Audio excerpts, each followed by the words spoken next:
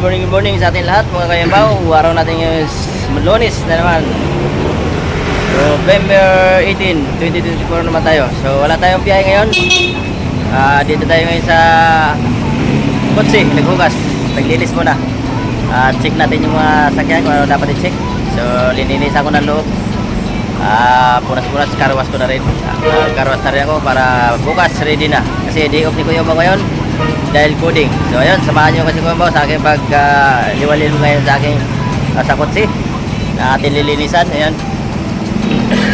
linisan ko na, kinarwas ko na pati loob. Kung ano mga ilalagay ko, lagyan ko ng lagayan ng cellphone para may pang live ako pag support sa ating videos para maka ano na ako, makapag video na ulit.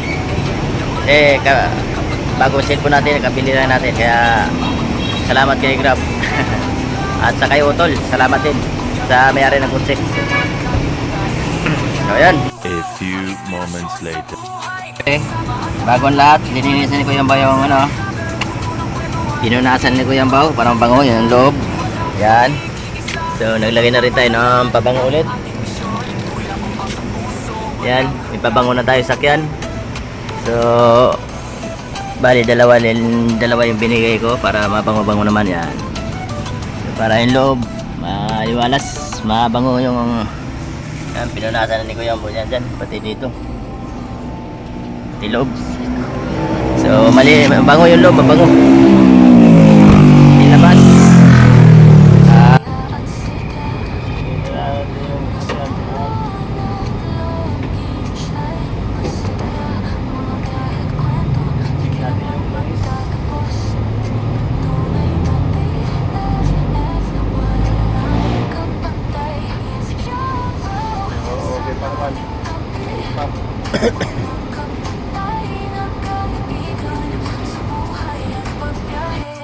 So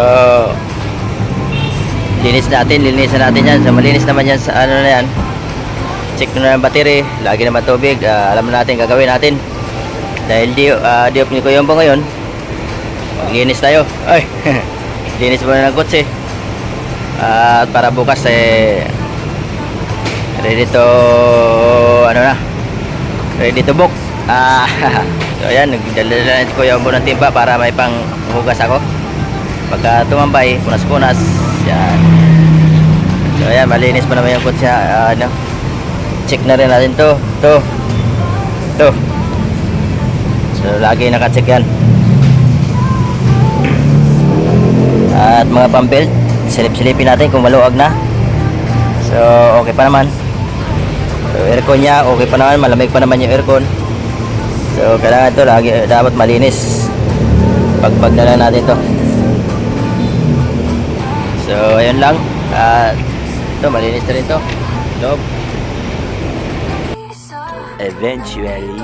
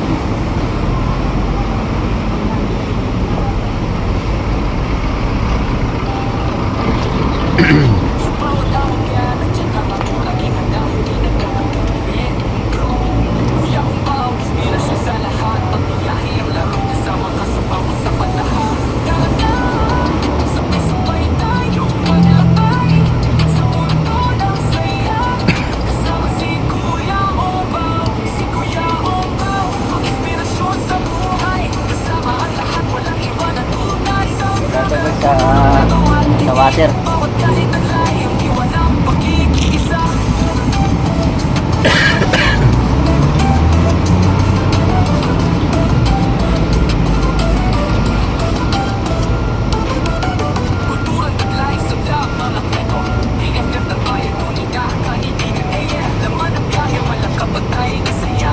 Madalas nandiyan sa bawat pagpasya, kapatiran ng agila, laging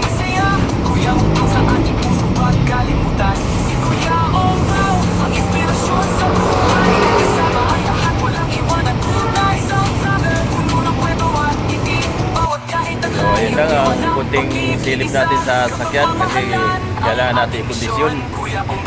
Kasi bukas kailangan naman to straightan na tayo kasi wala na tayong wala na tayong mga lakad. So magmamaniho na lang tayo. Yung nakaraan, 2 araw ko bumalik sa ospital kasi ako back to check up. Balik check up sa 3 months na pag-inuman ni Kuya Bo sa gamot. So pa-check up tayo sa laboratory nung nakaraan. So bali 3 araw kalahati lang yung na biyahe. So ngayon sana ma-diretso ng biyahe natin para maganda-ganda naman. Sana walang aberya para tuloy-tuloy ng biyahe ni Kuya Bo. Kaya kondisyonan natin yung katawan natin, natin sakyan para bukas Martes. So ready na tayo sa biyahe. So hanggang dito na lang aking vlog for today. Maraming salamat sa iyong support kay Kuya Bo. Kung saan man kayo naroon, mag-comment kayo para malaman natin kung saan kayo abot at saan tayo abot ang aking videos at para makatulong na rin kayo kay Kuya Bo video na walang kwenta pero mahalaga kay Kuya Bo. So yan lang ang topic natin ngayon. Sama kayo naroon sa mundo, ingat-ingat at sabi ni Kuya Bo, God bless all. Bye bye.